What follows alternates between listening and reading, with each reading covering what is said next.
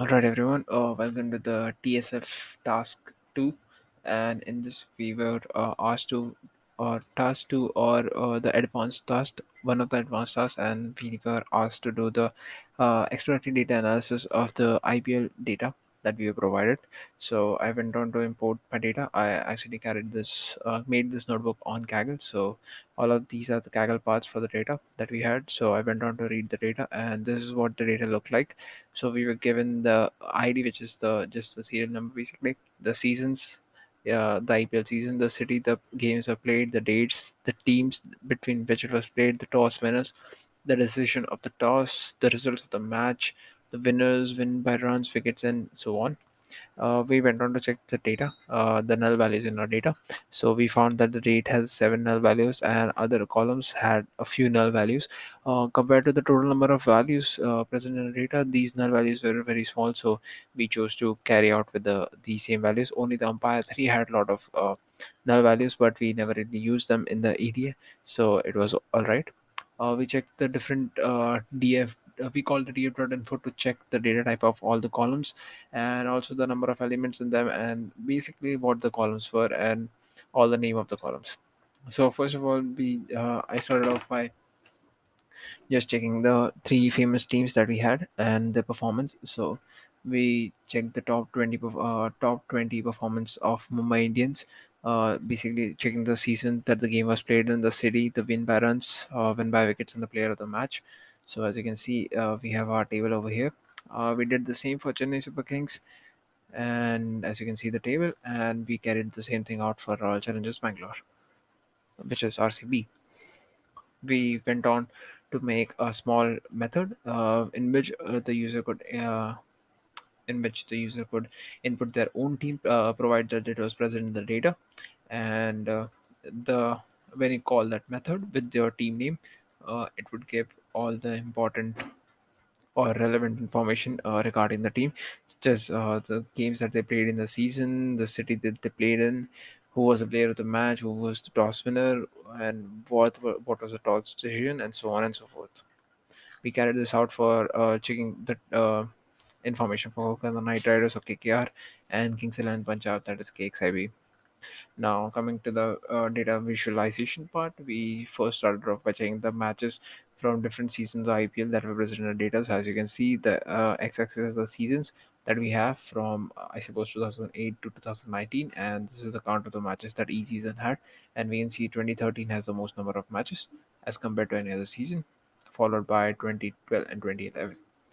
Now we are next check the decision of the toss winners in our data, and we see that most of the toss winners first choose to field instead of bat. Um, in more than 400 plus instances, we could see that fielding was chosen over batting.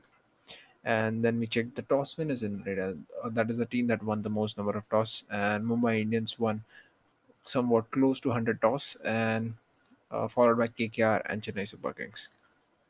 We move on to see the cities in which these matches were played, and most matches were played in Mumbai, followed by Kolkata and Delhi. But here's a thing that we see in our next visualization, that is the stadiums at which were played, and then we see that the Eden Gardens was the stadium with most games that were played at, followed by Wankhede Stadium. So there might be a chance that there has been some misinformation that has been added for the games that were played uh, in Kolkata. Like the stadium was inputted as Eden Gardens, but the city was inputted as Mumbai instead of Kolkata. So there might be a small uh, misinformation in our data. That's why this is the kind of graph that we are observing.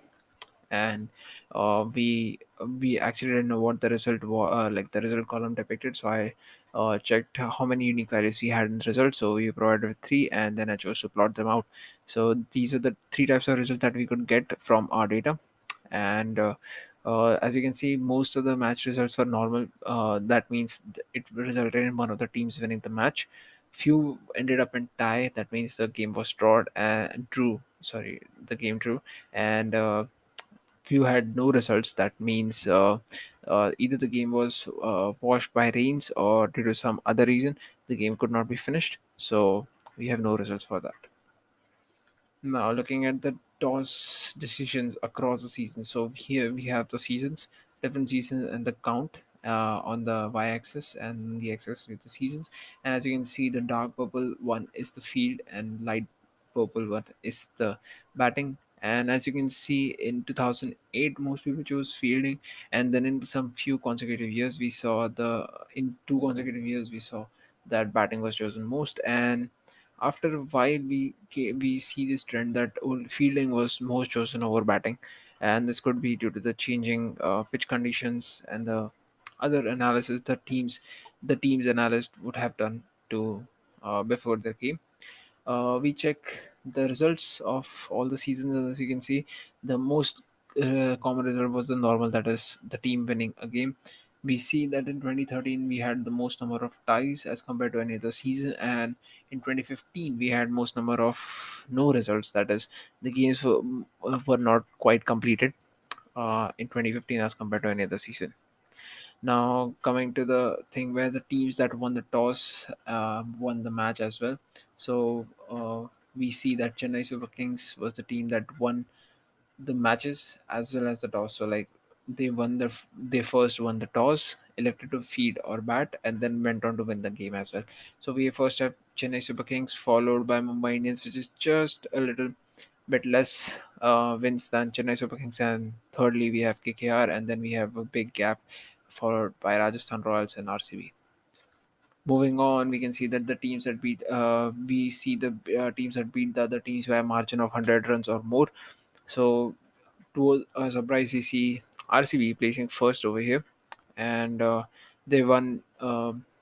By they won close to 3 games, or we can say they won 3 games by defeating the teams by a margin of 100 run. And similarly we played created the same thing with the difference of 8 wickets. We first carried out with the runs, now we're carrying out with the wickets.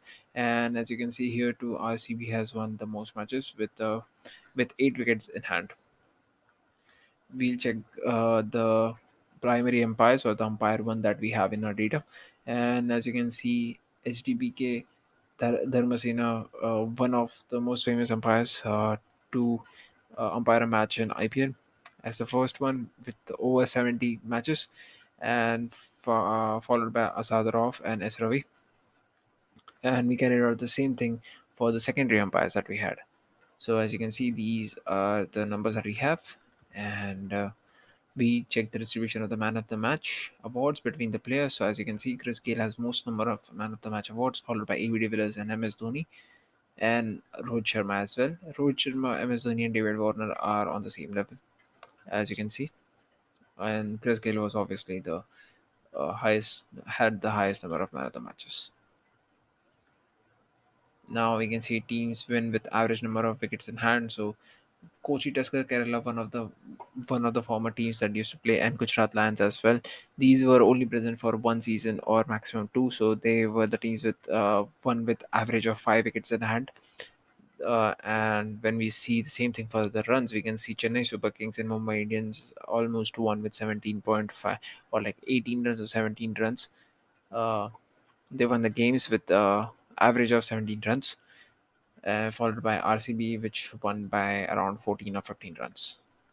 And in the end, I just concluded everything, each and every visualization that I had. I concluded everything in a whole result for anyone to view. So you can always access this from here. So this concludes my EDA on the IPL dataset that we are provided with. And that's the end of the task 2.